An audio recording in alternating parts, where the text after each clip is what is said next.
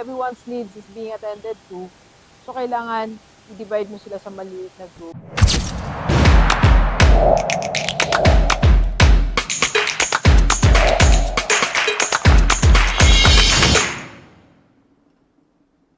Hello, Delivers. Good morning. So, this is our last business coaching for 2025. Then after this, pahinga na si Rockstar. Alright, papunta tayo ngayon na Makati for coaching sa sales. Ang client natin ngayon ay sales team leader. So, pag-usapan namin ngayon, paano ba yung atake mo ng 2026? Sa lahat ng mga nasa sales, dapat iba na yung galawan mo ngayon 2026. So, ang unahin mo, pag-isipan mo, gastusan mo, investan mo is yourself as a sales team leader. Ikaw muna. Equip mo muna yung sarili mo.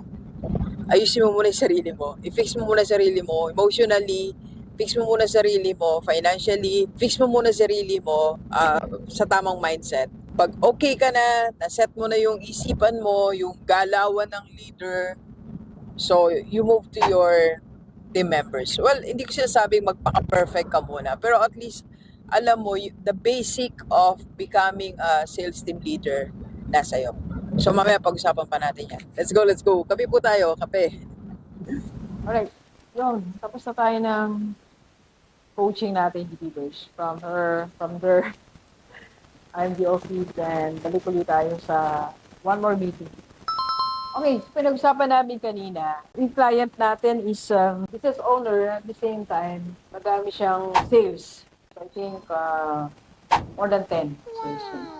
So isa sa mga highlights na diniscuss po natin is kung malaki yung team mo, so pwede mong i-divide into small teams, small group. For example, 5, then meron kang leader. It's important kasi na bawat member ng sales mo is nabibigyan talaga ng tamang training, monitor mga needs nila, na-address yung mga problems nila, challenges. So, hindi natin dapat pinapabayaan yon. And kung meron kang business and you have a big team, minsan may mga naiwanan ka.